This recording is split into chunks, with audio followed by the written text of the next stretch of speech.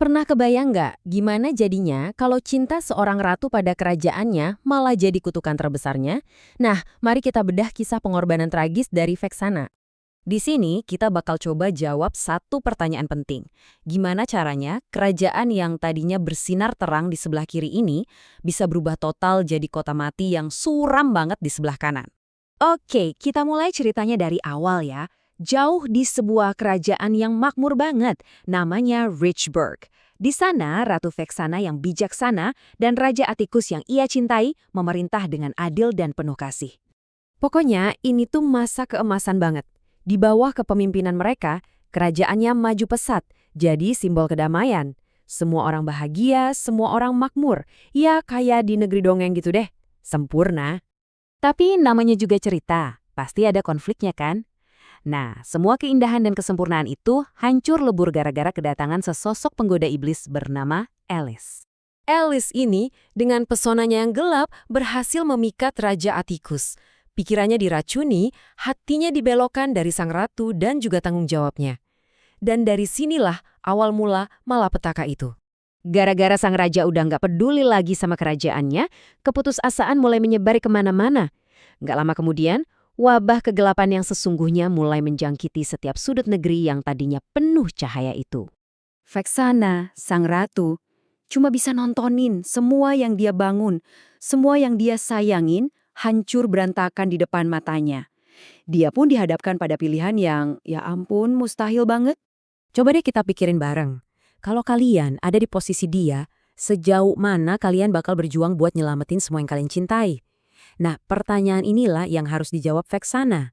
Jalan satu-satunya yang kepikiran sama dia adalah nekat. Dia harus bikin perjanjian sama sebuah kekuatan kuno. Kekuatan yang terlarang dan bahaya banget, cuma demi ngelawan kegelapan yang udah merajalela.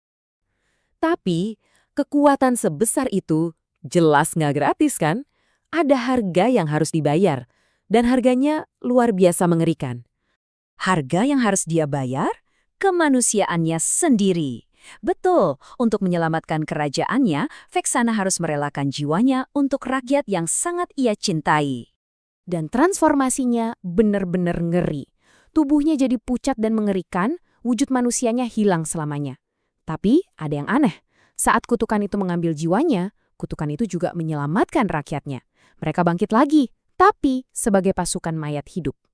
Richburg yang indah udah nggak ada, dan di atas abunya lahirlah Necrokeep.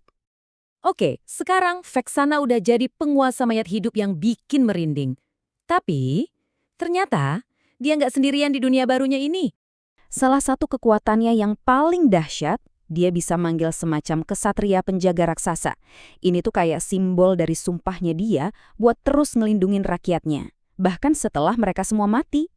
Di tengah keputusasaannya, dia nemu orang lain yang senasib. Namanya Faramis. Dia ini tadinya tabib kerajaan yang juga kena kutukan kekuatan gelap. Jadi mereka punya tujuan yang sama, balas dendam ke Abyss. Nah, ini yang menarik. Dengan adanya Faramis, posisi Vexana di dunia jadi beda banget. Dia bukan lagi cuma monster yang ditakuti. Dia jadi salah satu pemain kunci buat ngelawan Abyss. Saking pentingnya peran dia, bahkan Kekaisaran Monian yang tadinya waspada, sekarang mau nggak mau harus ngelihat dia sebagai, ya sekutu tak terduga. Jadi, walaupun penampilannya udah serem banget, di lubuk hatinya, tujuan Vexana itu cuma satu, melindungi. Dan ironisnya, coba lihat. Kerajaan kematiannya itu, Necrokeep, sekarang jadi satu-satunya benteng pertahanan yang melindungi dunia manusia dari serbuan pasukan iblis Abyss. Jadi, intinya apa? Perjuangan Vexana ini bukan buat kekuasaan, sama sekali bukan.